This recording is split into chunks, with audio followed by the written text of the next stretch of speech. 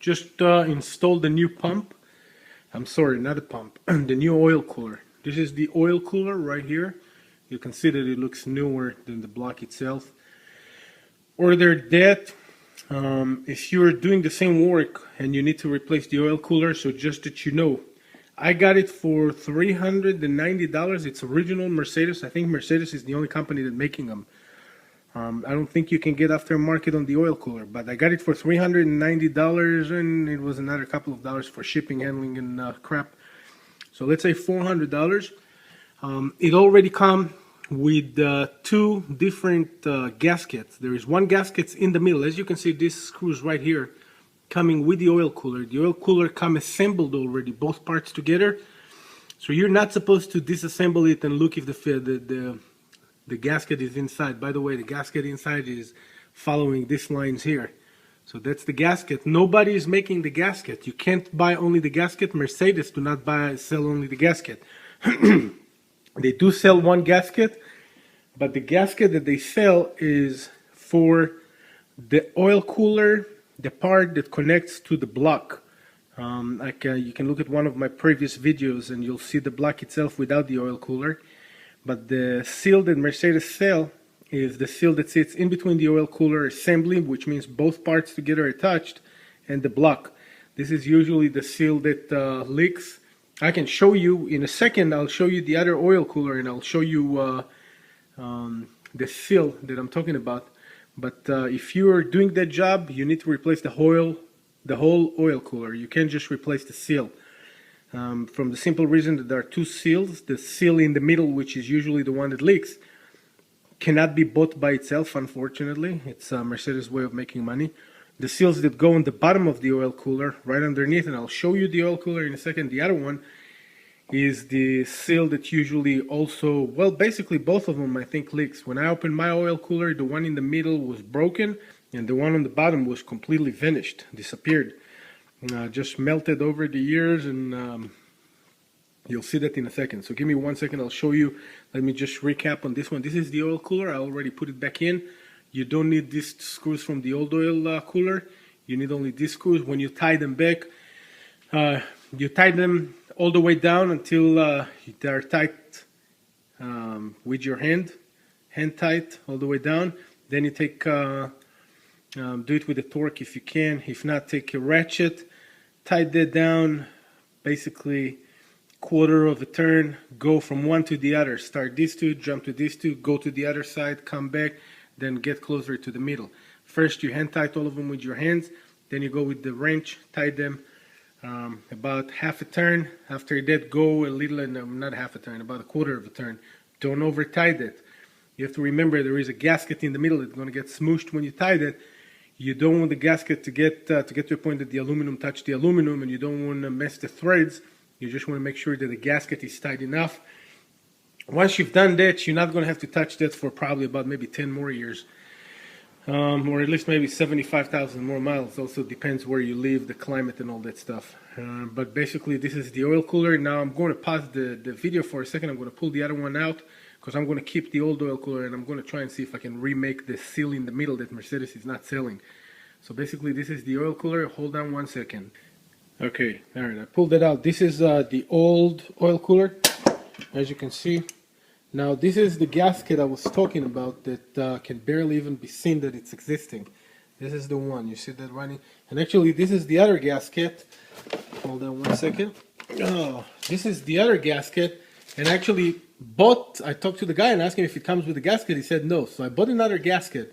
So this is the other gasket that goes on this oil cooler. But obviously this oil cooler does come with a gasket on the bottom.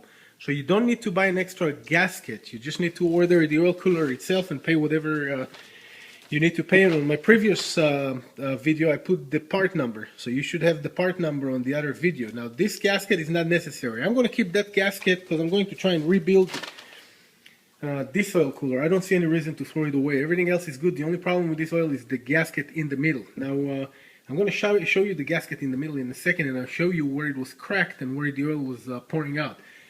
So as you can see, this is one gasket, and it goes all around, and it's kind of, as you could see on the other one, on this one, it's kind of a very long complicated gasket, and I don't think you can redo this gasket.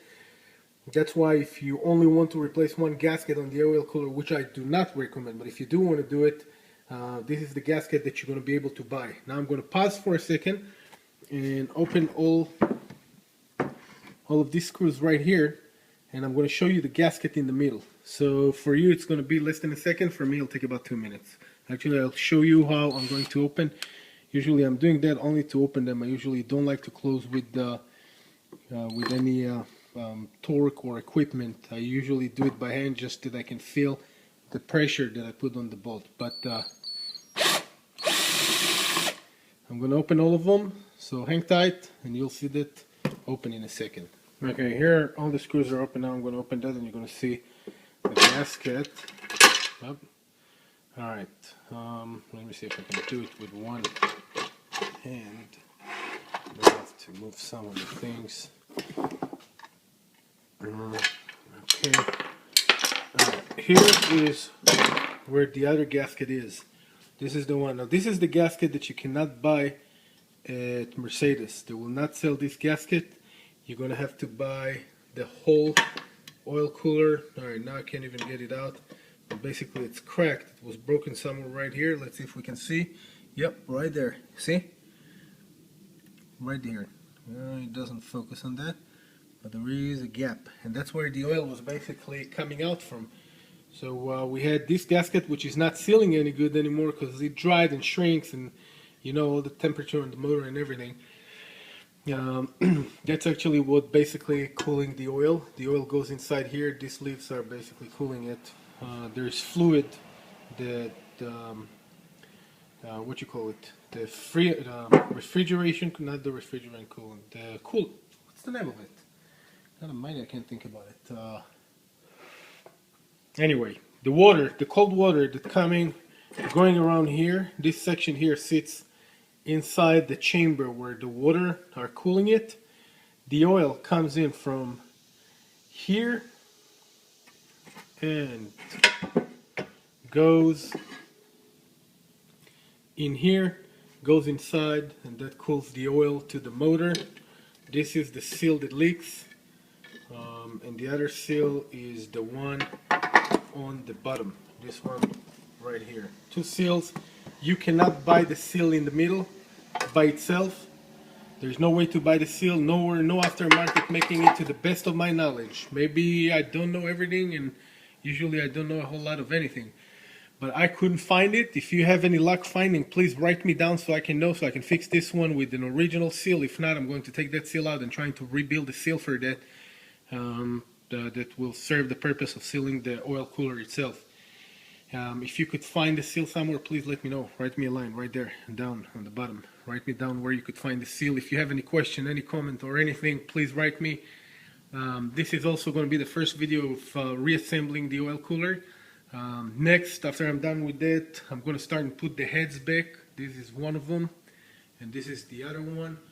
I did some polishing on the heads, cleaning the old silicone from the other previous heads.